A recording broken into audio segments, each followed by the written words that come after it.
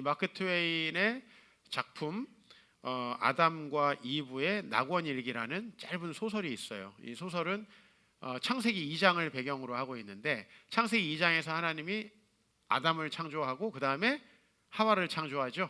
그 다음에 그 두 사람이 만나서 사랑하면서 또 이제 이 아담이 무슨 일을 하냐면 만물에게 이름을 지어주는 일을 하잖아요. 이제 이런 배경으로 마크 트웨인이 이 아담과 이브의 낙원일기라는 그 소설을 썼는데, 먼저 이제 이 작품의 일부를 성우 더빙으로 해가지고 여러분에게 좀 소개해드리고 설교를 시작하도록 하겠습니다. 아담의 일기. 긴 머리의 피조물은 내가 어디를 가나 거치적댄다. 그것은 언제나 나를 기다리고 있거나 내 뒤를 따라다닌다. 그러는 게 나는 싫다. 나는 누구와 사귀는 일에 익숙치 않다. 그것이 좀 더 다른 동물들 곁에 머물러 줬으면 좋겠다. 오늘은 구름이 깨고 동쪽에서 바람이 분다.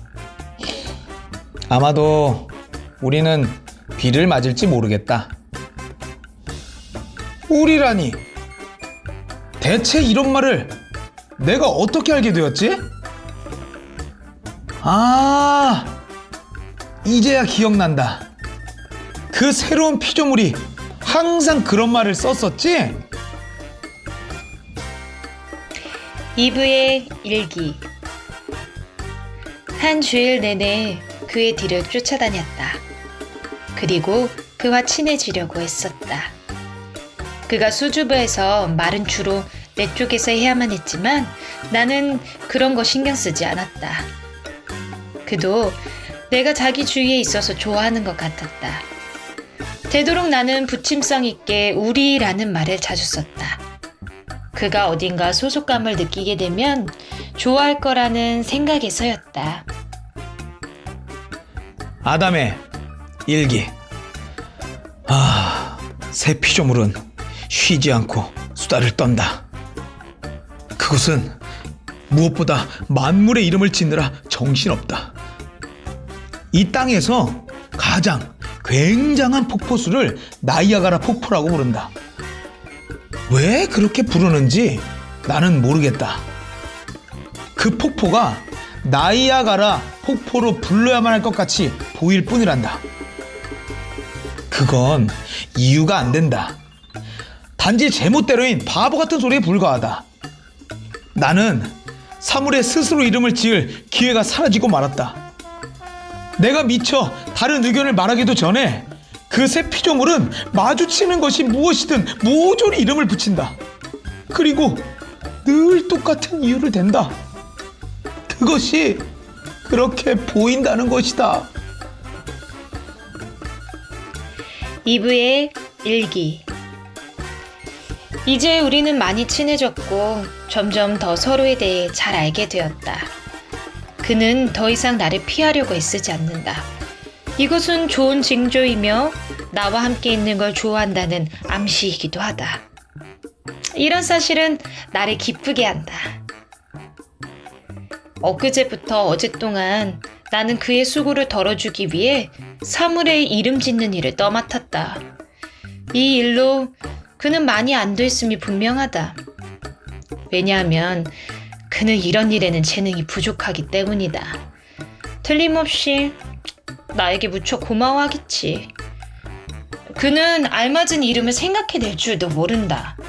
그렇게 할 수 있다면 수고를 덜 수 있을 텐데 말이다. 하지만 나는 내가 그의 결점을 알고 있다는 사실을 그가 알지 못하도록 조심하고 있다. 이를테면 새로운 피조물이 지나갈 때마다 그가 어색한 침묵의 표정을 보이기 전에 내가 먼저 이름을 짓는 것이다. 이런 식으로 나는 그를 숱한 곤혹스러움으로부터 도와주었다. 그가 가지고 있는 그런 결점이 나에게는 없다. 나는 동물을 보자마자 첫눈에 그 이름이 생각난다.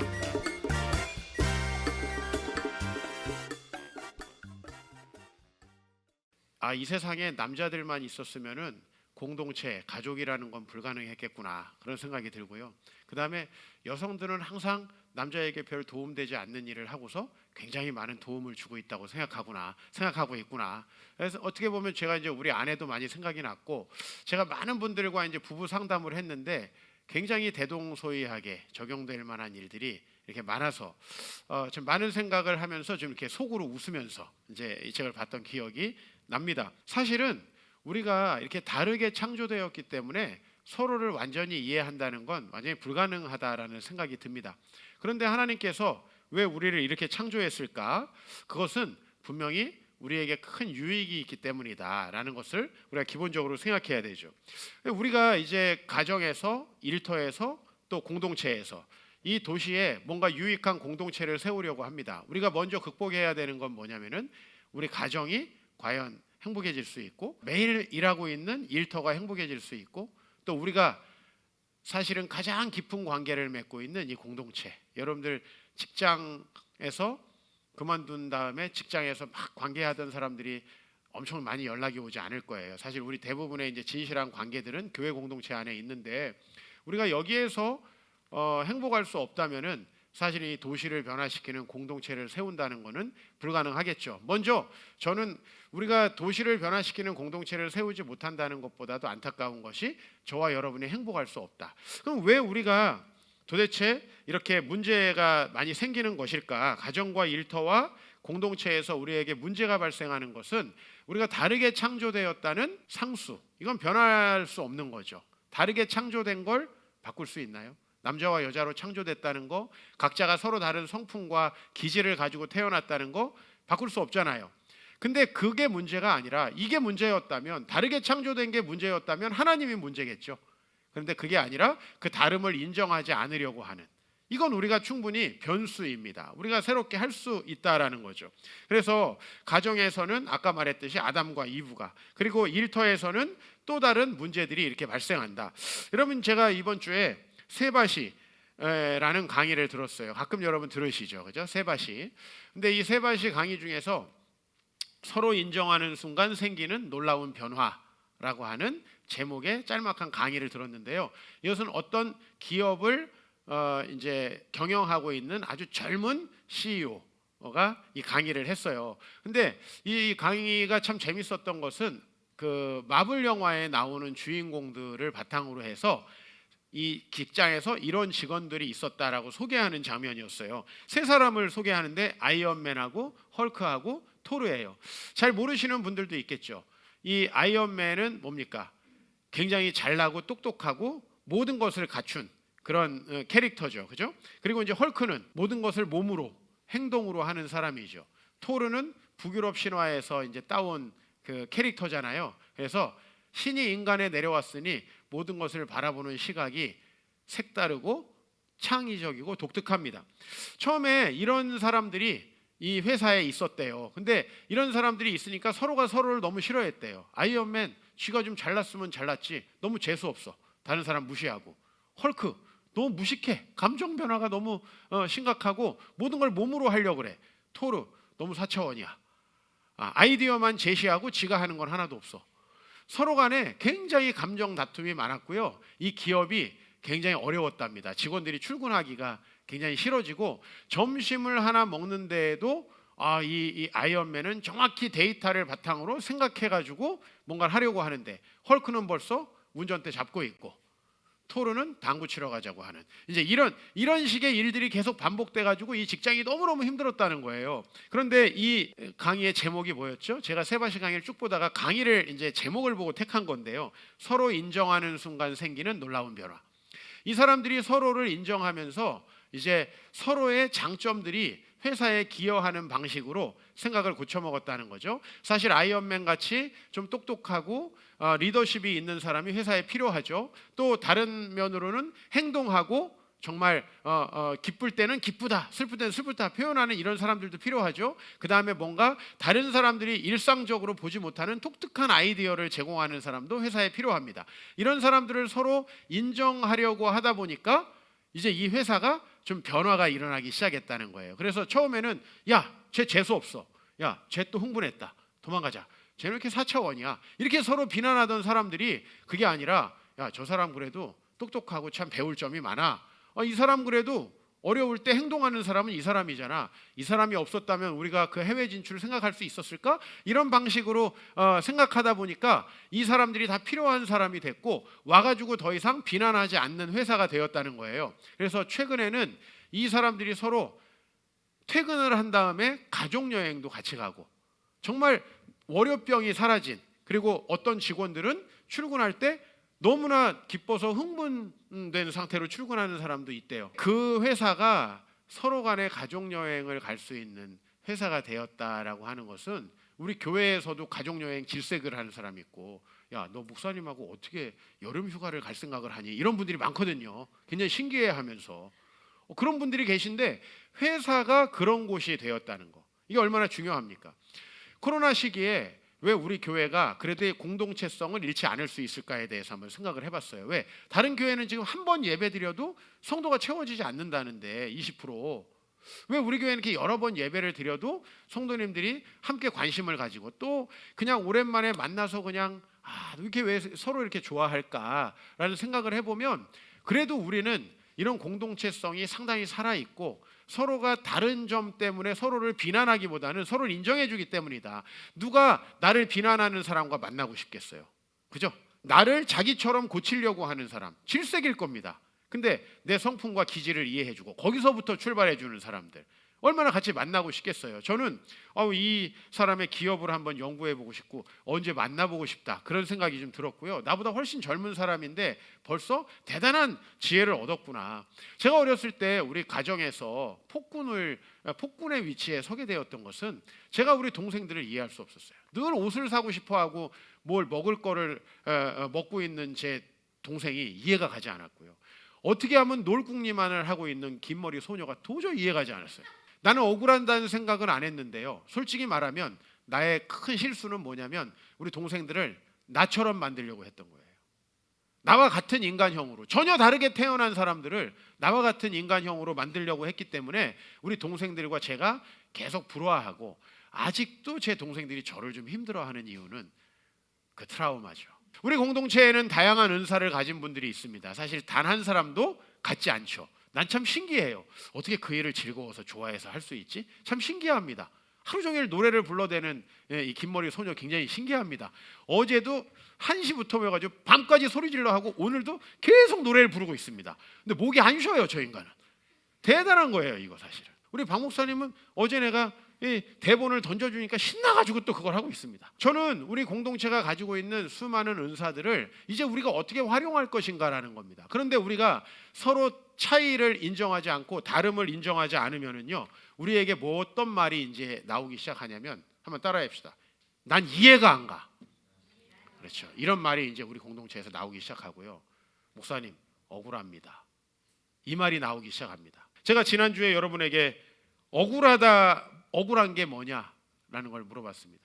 근데 여러분이 참 다양하게 어쩔 수 없는 걸 억울하게 생각하고 계시더군요. 여러분이 근데 35살이 넘었는데 아직도 억울하다는 말을 반복하고 있다면 적신호입니다. 우리 어렸을 때는 모든 일을 개인이 합니다. 다른 사람이 날 사랑하고 도와주지 않아도 공부 나 혼자 재수없게 하면 됩니다. 그러나 우리가 25살이 넘어서 취업을 하기 시작하면요, 그 다음엔 상사를 맞춰야 됩니다. 상사가 되면 많은 직원들이 내가 원하는 대로 움직일 수 있도록 해줘야 됩니다. 이건 굉장히 어려운 일입니다.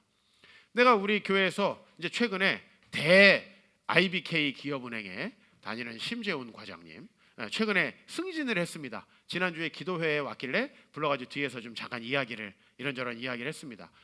진급해서 더 바쁘고 힘들어졌냐 그랬더니 일의 성격이 많이 바뀌었대요. 자기가 과장이 아닐 때는 정말 반복적인 일이 너무 많았대요. 근데 그런 일들은 이제 다른 사람들이 하는데 새로운 책임이 주어진다. 그렇겠죠? 그죠? 그렇게 과장이 되면서부터는 여러분들이 전혀 다른 인간으로 성숙해야 한다는 겁니다. 이제 거기에서부터 우리가 무너지기 시작하는 거예요. 혼자 잘 나가지는 안 되거든요. 여러분, 우리나라 사람들의 특징이 이런 거예요. 내가 좋아하는 사람이 엉뚱한 얘기를 해요. 내가 굉장히 싫어하는 사람이 맞는 얘기를 해요. 어떤 얘기를 따를 것 같아요, 사람이? 사람은 엉뚱하지만 좋아하는 사람의 이야기를 따르게 돼 있습니다. 이 사람의 마음의 끌림, 이건 어쩔 수가 없는 거예요. 우리가 이 다름을 이해한다라는 것이 여러분의 인생에 이제 전환점을 마련한다는 겁니다. 저는 20대 후반쯤에 우리 동생들과 관계가 그래도 좀씩 좋아지기 시작했습니다. 그 이유는 지금도 뭐 일반인들보다는 못하지만 제가 그들을 나처럼 만들 수 없다 에서 한 단계 더 변화됐기 때문이에요. 그들은 나처럼 되면 안 된다 라는 생각을 하게 됐고요. 나 같은 인간은 우리 집안의 하나로 족하다는 사실, 그죠? 우리 집안 전체를 뭔가 이끌고 책임지려는 사람은 한 명만 있으면 된다라고 하는 사실, 그거를 제가 깨달았기 때문이에요. 여러분들이 이해가 안 된다, 억울하다는 말을 반복하면 평생 힘들 수밖에 없습니다. 그것이 바로 여러분들이 성장이 멈추었다는 징후입니다. 성장이 멈춘 사람 특징이 뭐냐면 늘 마음이 답답합니다. 억울합니다. 그러면 그것이 말과 행동으로 표현됩니다. 다른 사람들이 나를 점점 멀리하기 시작합니다. 그리고 내 주위에 좋은 그 달란트가 있는 사람이 많은데 그 사람의 달란트들을 무시하고 나처럼 그 사람들을 바꾸려고 하니까 계속 충돌이 일어납니다. 그리고 그렇게 충돌하다 보면 가정과 공동체가 깨어지게 되는 것이죠. 그죠? 그래서 여러분 자신이 나이가 들면서 고립되고 있다는 증거, 첫 번째는 내가 남자라는 것이 억울해지고 여자라는 것이 억울해지는 겁니다. 내가 많은 미성숙한 남자들을 만나면 그들이 하는 얘기는 왜 목사님 우리만 군대 가야 됩니까? 그 다음에 1년에 산재 사고로 수백 명이 죽는데 왜 다 남자가 죽어야 됩니까? 라는 거예요. 이런 얘기들 남자들이 합니다. 그러면 건설 현장 꼭대기층에다 여자를 올려놓습니까? 군대를 여자가 가요? 어쩌다가 하나씩 있겠지. 뭐 GI, 제인 이런 여자 하나씩 있겠지. 그러나 남자가 가는 게 맞습니다. 그게 하나님이 그렇게 창조를 했습니다. 그래서 잘난 척만 하지 말고 군대 가서 싸워야 됩니다. 여자라서 억울합니까? 제가 어제 이제 우리 시은이랑 치과에 가느라 이제 이런저런 대화를 시은이랑 했습니다. 그랬더니 시은이도 아주 많은 여자 선생님이 가르쳐준 이야기를 결혼도 안 했는데 벌써 나는 아기 낳고 경력 단절되면 너무 화날 것 같아. 이런 얘기를 하는 거예요. 이거 누가 가르쳤을까요? 이 수많은 교대 나온 우리 여자 선생님들이 가르친 거예요. 사실 나는 어제 그 말을 했어요. 너가 그런 생각을 가지고 있는 한 절대 행복할 수 없을 것이다. 왜냐하면 남자는 남자의 일이 있는 것 같이 여자는 여자의 일이 있다. 그것을 사회에 내가 기여한다고 생각하고 하나님이 만드신 사명을 감당한다고 생각해야지, 그것 때문에 억울하다고 생각하면 그게 매우 맞는 말이고 너의 말을 누구도 반박하지 않을 거야. 그러나 모든 사람이 너를 싫어하게 될 거야. 맞는 말이죠. 남녀 평등, 군대 같이 가야지, 맞는 말이죠. 그러나 우리는 속으로 아마 쟤는 다시 만나고 싶지 않다, 이런 생각 우리는 하게 될 겁니다. 그렇죠? 그래서 우리 자신이 그런 성별 가지고 억울하지 않기를 바라고요. 두 번째는 또 이제 자기가 몇째냐에 따라서 억울해하는 사람이 있어요. 첫째라서 나는 억울하다. 엄마 아빠가 더럽게 많이 때렸다. 보통 첫째를 제일 많이 때리죠. 항상 그래요. 첫째는 마루타예요. 그리고 사람이 젊고 처음 나와가지고 어떻게 할지 모르기 때문에 많이 맞죠. 저도 우리 바로 밑에 동생하고는 아버지에게 많은 체벌을 당했어요. 그런데 우리 에스더는 거의 체벌 당한 적이 없어요. 근데 또 제가 보니까 둘째들은 그렇게 또 둘째인 걸 억울해하더라고. 둘째인 걸. 제가요 그 대학 다니면서 이제 이 동창회에 나가잖아요. 제가 동창회에서 친하게 지냈던 사람들이 다 둘째였어요. 그분들이 둘째라서 형한테 맞은 얘기를 하면서 나는 계속 자책감이 드는 거예요. 마치 이게 굉장히 내가 가해자인 것처럼. 나는 걔를 때린 적이 없는데 걔가 계속 억울하다고 하니까 나중에는 야 미안, 내가 대신 미안하다, 이런 얘기를 내가 많이 했어요. 그런데 사실 둘째가 다 나쁘기만 할까요? 막내는요 사실은 좀 철없이 지내도 되죠. 그죠? 오죽하면 작심삼일의 동의어가 뭐예요? 막내 삼촌. 작심삼일의 동의어가 막내 삼촌이라고. 항상 아무 의지도 없고 행동하지 않는 사람. 왜냐하면 걔네는 행동하지 않아도 형들이 다 해요, 부모가 다 해요. 그래도 오냐 귀엽다고 해주잖아요. 서로 억울할 게 없다는 거예요. 그런데 이렇게 억울하다고 생각하는 사람 정말 매력 없어요. 마지막으로 가난해서 나는 억울하다. 스타트 지점이 다르다. 맞는 얘기예요. 가난해서 억울한 건 제가 잘 알고 있어요. 그러나 가난해서 좋은 점도 굉장히 많습니다. 부자들은 안 억울할 것 같아요. 난 강남에서 많은 부자분들을 만났는데 세금 내는 거에 대해서 엄청나게 억울해합니다. 내가 왜 이렇게 생돈을 뜯겨야 되느냐. 특히 상속세가 우리나라가 엄청 비싸잖아요. 그죠? 근데 이 상속받은 사람은 사실은 현찰은 하나도 없어요. 그냥 부동산만 받은 거예요. 그런데 엄청난 돈을 내야 되는 거예요. 기업의 법인세, 그 다음에 조금만 뭐 기부를 해도 돈을 내야 되고, 진짜 세금이라는 게 저는 1년에 3만 얼마를 내는데 연말에 다 돌려주더라고요. 저 같은 사람은 억울한 게 없어요, 사실은. 그러나 정말 많은 사람이 억울해하는데, 여러분 이걸 억울해하는 사람 맞는 말이에요. 가난해서 억울합니다. 출발 지점이 다릅니다. 나는 너무 억울합니다. 맞는 말인데 그 사람 함께하기 싫어요. 사람이라는 그런 거예요. 사람의 마음이라는 것은요, 서로 상대방과 다른 것들을 수용하고 공동체를 위해서 우리가 인정해 줄 때, 그것이 바로 서로 간에 이제 아름다운 공동체를 만들거든요. 여러분, 우리가 오늘 고린도 교회에 대한 말씀을 읽었습니다. 고린도전서. 이 고린도 교회는 가장 풍성한 지혜, 철학이 있었던 것이고요. 지성인들이 가장 많은 교회였어요. 또 말하면은 성령의 은사가 가장 풍성한 교회였어요. 우리가 성령의 은사가 몇 가지가 있나 할 때는 항상 고린도전서를 봐요. 왜? 고린도전서에 가장 많은 성령의 은사가 나열돼 있어요. 그것은 고린도 교회에 그런 사람들이 가장 많았다는 얘기죠. 그러나 고린도 교회는 편지가 시작되자마자 욕을 먹습니다. 내 형제들아, 글로웨의 지편으로 너희에 대한 말이 내게 들리고 있는데 너희가 분쟁이 있다는 것이다. 즉, 야, 글로웨 집안 사람들이 나에게 요번에 와가지고 얘기를 했는데, 니네 싸우고 지지고 볶고 개판이라며. 왜 싸우고 지지고 볶고 개판이었냐면요, 이 사람들이 서로 자기가 잘났다고 하는 거예요. 다른 사람들과의 차이를 인정하지 않는 거예요. 사실 우리 공동체를 하나라고 쳐봅시다. 그러면 우리 재능이 각자 다른 것이, 그래서 우리가 각자 다른 일들을 감당하는 것이 훨씬 이 공동체로서는 좋습니다. 그러나 똑같은 대우를 받고 똑같이 나는 칭찬받아야 된다라고 우리가 생각을 한다면 말은 달라집니다. 아니, 사실은 그 똑같이라는 것은 내가 하는 걸 더 인정받고 싶다는 거죠. 이렇게 되면 모든 사람이 경쟁자가 되는 거죠. 왜? 저 사람만 인정받아? 내가 하는 달란트가 더 나은 달란트인데 라는 생각을 하게 되면 이 교회는 무너지는 거죠. 그런 사람들이 바로 고린도 교회의 사람들이었습니다. 똑똑했습니다. 잘났습니다. 성실했습니다. 은사도 많았습니다. 근데 이 교회는 몰락하는 교회였어요. 왜? 다름을 인정하지 못했기 때문에. 그래서 3장 2절에 이 바울이 이렇게 정말 하소연합니다. 내가 너희를 젖밖에 못 먹인다. 너희에게 밥 먹이고 성숙을 요구하면 무너지지 않느냐. 너희는 옛날에도 감당 못했는데 지금도 이 모양 이 꼴이다라는 거죠. 세가족으로 어렸을 때 우리는 그 미성숙을 감당합니다. 그렇죠? 그러나 그들이 나이를 먹어도 미성숙하다면요, 오늘 우리는 같이 늙어가고 있는 공동체죠. 아직 늙음이 우리에겐 그렇게 익숙하지 않습니다만은 한 가지 확실한 건 우리가 같이 늙어가고 있다는 거죠. 추하게 늙으면 안 되겠죠.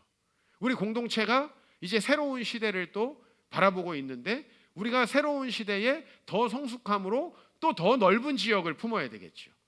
그렇지 않으면 하나님은 우리 공동체를 기뻐하시지 않는다는 겁니다. 여러분, 개개인이 더 성장하셔야 된다는 거예요. 그래서 사도 바울은 이 고린도전서의 결론 부분에 이렇게 이야기를 합니다. 12장으로 가면, 은사는 여러 가지나 성령은 같고 직분은 여러 가지나 주는 같으며 사역은 여러 가지나 모든 것을 모든 사람 가운데서 이루시는 하나님은 같으니라고 말해요.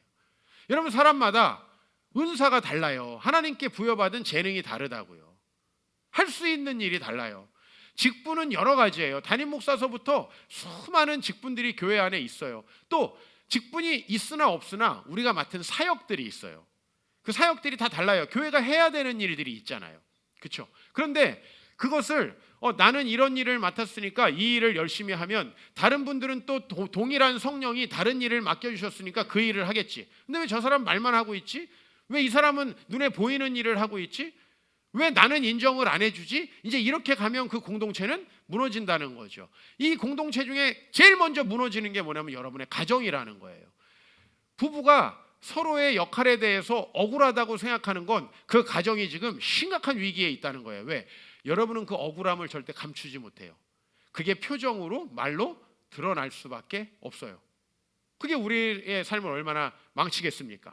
오늘 이 말씀 결론은 이거예요. 각 사람에게 성령을 나타내심은 유익하게 하려 하심이라. 그 성령님이 바로 우리에게 은사도 다양하게, 직분도 다양하게 주시는데 우리는 어떻게 우기는 거예요? 다 사도이겠느냐? 다 선지자이겠느냐? 다 교사이겠느냐? 다 능력을 행하는 자이겠느냐? 다 병고침을 은사를 가진 자이겠느냐? 다 방언을 말하는 자이겠느냐? 다 통역하는 자이겠느냐? 사도 바울은요, 다를 수밖에 없다라는 얘기를 하는 거죠. 예? 왜 담임 목사님은 본인이 비전 제시하고 따라오라고 하는가? 그건 또 저의 역할이에요. 그냥 여러분들이 어떻게 하든지 가만 내버려 두는 거는 저의 역할이 아닙니다. 공동체 방향 설정하고 앞으로 가는 역할은 제가 하는 역할입니다. 다 담임 목사일 수 없죠. 다 또 교사이겠습니까? 다 또 새가족을 섬기겠습니까? 우리의 하는 일은 다 다를 수밖에 없다는 거죠. 그죠? 근데 그 다른 일 어느 하나도 중요하지 않은 일이 없다라고 하는 것이 하나님의 창조 섭리라는 거예요. 가정으로 가보십시다. 여러분의 남편이 참 이해가 안 가죠. 그러나 반드시 필요한 사람이고요. 여러분의 아내 진짜 짜증나죠. 누가 도와달라고 그랬어요? 원하지도 않는 거 해주고 자기가 굉장히 도와준다고 아까 이브가 그러죠. 그죠? 내가 이름 붙이고 싶은데 좀 생각하고 있으면 지가 붙여놓고 나는 남편을 엄청 도와준다. 우리는요 그렇게 내 중심적이에요. 많은 남자들이 옛날에 돈 벌어오지 않으면 우리 집안이 무너지지 하고서 얼마나 나쁜 짓을 많이 했어요. 여러분 사실은 우리가 둘 다가 동일하게 필요하다는 사실, 오히려 내가 부족한 부분을 상대방이 채우고 있다는 사실, 그걸 좀 우리가 알 필요가 있죠. 다름을 인정하면요 좋은 점이 뭐냐면 사람들이 내 편이 돼요. 다름을 인정하기 시작하면 사람들이 나와 대화하고 싶어지기 시작해요. 왜 열심히 일하면서 재수없는 사람이 됩니까? 왜 열심히 일하면서 안 도와주고 싶은 사람이 됩니까? 여러분 이게 너무 중요한 게요. 나는 이게 목회를 보면서 너무 신기하다는 생각을 많이 하는 게, 아니 굉장히 할 줄 아는 게 별로 없는 목사님이 주변에 도와주는 사람이 엄청 많아가지고 일이 잘 되는 목사님도 계시고요. 팔방미인이야. 오디오 뭐 유튜브 뭐 책 모르는 게 없는데 아무도 안 도와주는 목사가 있어요. 그게 무슨 차이일까 보니까 아무것도 못하지만 너무 잘 세워주고 존중해 주는 거예요. 사실 이 사람은 하는 게 없어요. 별로 하는 게 없는데 막 우리 목사님 잘못되면 안 돼. 우리 교회 이번에 인테리어 망하면 안 돼. 막 이러면서 혹시 또 내가 헌금 안 하면 또 목사님 괜히 이전한다고 그러서 나중에 빚져가지고 막 힘든 거 아니야? 막 이런 걱정을 해주세요. 진짜로 이런 걱정을 해주세요. 남인 것 같은데 해줘요. 근데 어떤 사람은 막 도와달라 그래도 됐다 도와주기 싫은가 봐요. 성도들이 아무 관심 없어요. 전도하자 그래도 아무도 전도 안 해. 어떤 사람이 되는 게 좋을까라는 생각을 해보는 거예요. 제가 전에 세미나에서 만났던 목사님이 있어요. 아무리 봐도 매력이 전혀 없어요. 카리스마도 없고 그 다음에 이 말도 좀 어눌하고, 근데 수원에서 개척을 해가지고요 너무나 목회를 잘하고 있는 거예요. 난 그분이 나의 장점을 단 하나도 갖고 있지 않은데 그렇게 잘한다는 거예요. 그때 이제 제가 개척을 막 했을 무렵이에요. 이제 개척해서 우리 교회를 어떻게 할까 세미나를 가서 이제 공부하고 있는데, 야 저렇게 인간적인 매력이 전혀 없는 사람은 도대체 어떤 매력이 있는 걸까? 그분이 바로 그런 매력인 것 같아요. 수용하고 받아주고 세워주고 하니까 덩실덩실 춤을 추면서 사람들이 일을 하는 겁니다. 어차피 공동체라는 건 해야 될 사역이 있습니다. 근데 그 일들을 해주는 거죠. 여러분 저는 옛날에 지휘하는 사람을 보면 뭐 하는 것도 없는데 저건 나도 하겠는데 이걸 누가 못해? 다른 분들은 막 불고 막 하고 막 저분들이 훨씬 열심히 하는 건데 박수는 누가 받아? 지휘자가 다 봐도 진짜 불합리하다고 생각이 들었어요. 초등학교 때 4분의 4박자 이걸 누가 못해? 이거 4분의 3박자 이걸 누가 못해? 8분의 따라라라라 한번 올리면 되는 거 8분의 6박자 이걸 누가 못하는데 왜 저 사람이 나는 저렇게 인정을 받는가 몰랐어요. 아마 여러분들이 철이 들기 전에는 사장이 왜 힘든지를 잘 모르겠죠. 근데 여러분들 제가 나중에 이 음악의 세계를 좀 알고 보니까 그 수많은 지잘났다고 하고 자기 소리를 막 높이고 자기식으로 해석해서 이 연주하고 싶은 사람들 나름대로 그분이 최고의 전문가들을 말이죠. 아주 객관적으로 뽑아가지고 하모니를 만드는 일이 정말 어려운 일이구나. 이거가 아니구나. 이거 그 밑에 얼마나 많은 작업을 하는가라는 걸 알았어요. 그 음악을 해석해서 이 사람들 전체가 그 똑같은 해석을 따라서 똑같이 연주를 하고 자기가 약해야 될 때는 약하게, 드러나야 될 때는 드러나게 한다는 게 정말 어렵구나. 우리나라에서 왜 외국인 감독을 이렇게 불러옵니까? 그죠? 그리고 우리나라의 월드컵 신화를 창조한 건 우리나라 감독이 아니잖아요. 왜요? 우리나라 감독은 벌써 선수를 선발하는 것부터 공정하지 못해요. 선배니까, 아는 사람이니까, 옛날에 같이 있었으니까, 제가 추천하니까, 내보다 선배 감독의 아들이니까 뽑을 수밖에 없죠. 솔직히 말하면 감독이 소통인데 외국인 감독이 와가지고 더 잘한다는 게 이상하죠. 근데 대부분 외국인 감독이 오면 더 잘합니다. 이상하게. 왜 그렇습니까?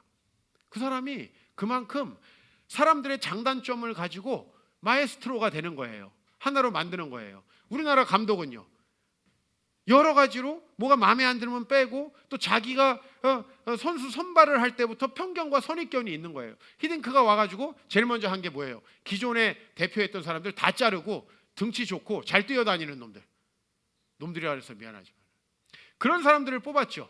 유럽 애들과 경쟁하고 어깨로 부딪혀도 괜찮은 사람들을 뽑았죠. 객관적으로. 왜냐면 나 말도 안 통하는데 누가 청탁을 어떻게 합니까? 에? 나 아무도 모르는데 뭐 연줄이 어디 있어요? 그냥 자기가 뽑고 싶은 사람 뽑고 정당하게 경쟁해서 최고의 어떤 원팀을 만들어내는 거죠. 그죠? 이게 굉장히 어려운 일이라는 거죠. 그래서 저는 언어의 소통을 포기하고 진짜 그 사람이 얼마나 공정하게 사람을 뽑아서 서로의 다른 점들을 인정하고 원팀을 만들어내는가를 하니까 이 감독이 성공하는구나 라고 하는 것들을 생각해 보게 됩니다. 여러분, 앞으로 저는 이 사회에서 더 성공한 사람이 되기를 원하고요. 여러분들의 영향력들이 더 커지기를 원합니다. 우리 교회 사람들 얼마나 열심히 살고 얼마나 성실한지 모릅니다. 이제 여러분에게 진짜 필요한 것은 여러분이 어떻게 또 다른 가족 구성원들을 여러분의 편으로 만들 것이며, 여러분이 어떻게 또 다른 직장의 일터의 그 구성원들을 내 편으로 만들어서 함께 일하게 될 것이냐라는 거고요. 좀 더 제가 바란다면 여러분들이 오케스트라의 마에스트로처럼 최고의 지휘자가 돼가지고 많은 사람들의 서로 다름을 하나로 모아서 하나의 하모니로 만드는 것, 이것이 바로 여러분들의 미래가 되기를 소망합니다. 그러기 위해서 우리가 세 가지만 하면 될 것 같아요. 오늘은 인도자, 인정하는 겁니다. 창조되었음을 인정해야 됩니다. 이거는 변치 않는 상수라는 거예요. 여러분, 상수를 바꿀 수 있어요? 상수 K를 여러분들의 공식에서 상수 K를 바꿀 수 있습니까? 그건 정해져 있습니다. 원주율 파이를 바꿀 수 있습니까? 그건 못 바꿉니다. 그건 정해져 있는 건 못 바꾸죠. 우리는 X를 바꿀 수 있는 거거든요. 그 X는 뭐냐면, 하나님이 자기 형상 곧 하나님의 형상대로 남자와 여자를 창조하셨는데 남자가 여자를 이해하고 여자가 남자를 이해해서 서로를 존중하는 겁니다. 억울하다는 게 뭡니까? 아유, 쟤네는 할 일도 없는데 왜 이렇게 편하게 살아? 이거거든요. 그 자체가 얼마나 상대방에게 불쾌감을 주는 건지 모릅니다. 억울하다 생각하면 안 됩니다. 사실 세상을 살다 보면 목사가 억울할 수도 있고 성도가 억울할 수도 있는데요, 따지고 보면 억울한 일 없습니다. 왜? 하나님이 그렇게 창조한 겁니다. 이걸 억울하다고 보면 안 됩니다. 가난하게 태어나서 억울합니까? 그건 사회 구조적 문제라고요. 가난함과 부유함의 문제는 한 번도 창조 이후로 이 땅을 떠나본 적이 없습니다. 사다리가 끊어졌다고요. 그 기자들이 하는 말 너무 많이 옮기지 마십시오. 성경 그렇게 얘기하지 않고 하나님이 모든 것을 때를 따라 아름답게 지었다라고 말합니다. 거기에서 동의를 하고 나아가는 겁니다. 그래서 인정, 이게 1번이라는 겁니다. 2번, 우리는 도움이 필요한 자라는 걸 인정해야 돼요. 창세기 1장에 이어서 2장에서 뭐라고 하냐면, 사람이 혼자 사는 것이 좋지 아니하니 내가 그를 위하여 돕는 배필을 지으리라라고 했어요. 도움이 필요합니다. 우리는 아내의 도움이 없이, 남편의 도움이 없이는 살아갈 수 없다. 좀 더 넓혀보면 우리 공동체가 서로의 도움이 없이는 존재할 수 없다. 이것을 인정하는 것이 너무나 필요하다는 겁니다. 여러분, 혼자서 열심히 공부하시고 혼자서 나름 열심히 일하시고 우리 교회 성도님들 정말 성실하고 착하다는 건 다 인정하는 사실이에요. 그러나 여러분들의 미래가 조금 더 나아지기 위해서는 그것만으로는 부족합니다. 다른 사람이 여러분에게 도움된다는 사실을 인정해야 될 것 같아요. 도움된다, 꼭 필요하다. 왜? 이게 성경이니까. 여러분, 경험으로 얄팍하게 판단하지 마십시오. 꼭 도움이 필요합니다. 인도. 그 다음엔 뭐예요?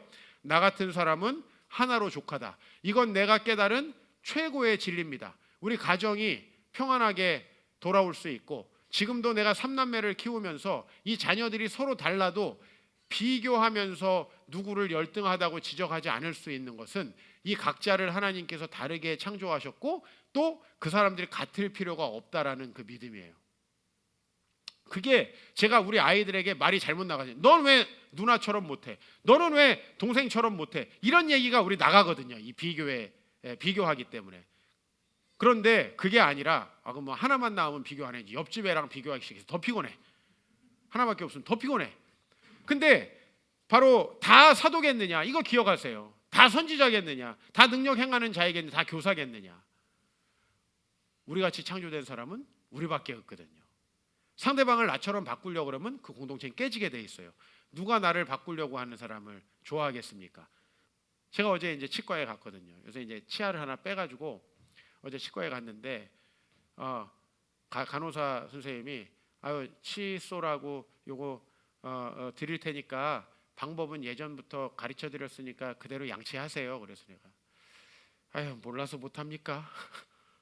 그랬더니 사실 저도 못해요. 이렇게 얘기하는데 왜 이렇게 사랑스러워 보이는 거야? 그래도 하셔야 됩니다. 이러면 나 진짜 짱났을 것 같아. 누가 몰라서 안 하냐고. 요 잇몸 사이에 이렇게 넣어가지고 이렇게 한 두세 번 돌린 다음에 이렇게 올리래. 나 그 얘기 갈 때마다 들었어. 그 치과 가지고 몇십 번을 들었어 지금. 근데 이번에 그 간호사는 그 얘기를 안 하더라고. 그게 너무 감사한 거야. 다 들으셨죠? 근데 나도 가르치는 사람인데 나 성도들이 못하는 거 잘 이해합니다. 나도 못하거든요. 그랬더니 저도 못해요. 그 말이 너무 좋은 거예요. 그래서 나 다음번에도 그 간호사한테 해달라고 그러려고 지금 생각하고 있어요. 너무 친절해. 여러분 사람 마음이라는 게 그렇잖아요. 그걸 인정하는 데서부터 시작하는 거죠. 이게 얼마나 어려운 거라는 걸 아는 거. 다음 주에 병원 가는데 또 물 2리터 먹고 고기 먹지 말라 그러면 나 얘기하려고 그래. 나 못 살겠다고. 먹을 게 없다고. 나 얘기하려고 그래. 물 하루에 2리터 먹으라니까 얼마나 화장실을 자주 가는지 죽겠어요. 근데 진짜 힘드시죠? 가급적이면 좀 드셔보세요. 얼마나 좋아요. 그죠? 고기 안 먹으면 또 반찬이 없잖아요. 그죠? 조금씩 드세요. 이러면 내가 알아서 안 먹거든요. 나 지금 몸에 문제가 생겼는데 우리가 이 말이 얼마나 다른가. 그렇죠? 어차피 결론은 똑같아요. 어차피 안 해. 어차피 안 하는데 어차피 하기 힘들어. 근데 그런 마음을 주는 거 있잖아요. 그런 매력을 여러분들이 좀 가졌으면 좋겠고 저도 그런 사람이 참 되고 싶습니다. 마지막으로 그래서 고린도전서는 이제 이렇게 결론을 내립니다. 너희는 더욱 큰 은사를 사모하라. 지금 너희들 뭐 똑똑하냐? 뭐 노래 잘하냐? 뭐 아주 그 힘이 세냐? 뭐 기술이 좋냐? 성실하냐? 더 큰 은사를 사모하라. 그 다음 절에 그 더 큰 은사가 뭐냐면 사랑과 존중이에요. 오래 참고 온유하고 시기하지 않고 자랑하지 않고 교만하지 않으면 많은 사람들이 내 편이 된다는 거예요. 이게 마음의 태도예요. 여러분 말만 연습하려면 절대 안 돼요. 내 마음이 그런 생각이 있어야 그 여유로움이 나오는 거거든요.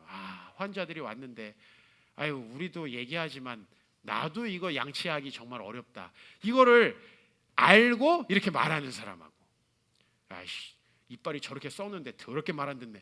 이렇게 생각하는 사람하고는요, 이 나오는 말이 다르다는 거죠. 그래서 정말 사도 바울이 얘기하는 건 사랑과 존중. 여러분의 삶에 큰 역사가 일어나기를 축복합니다.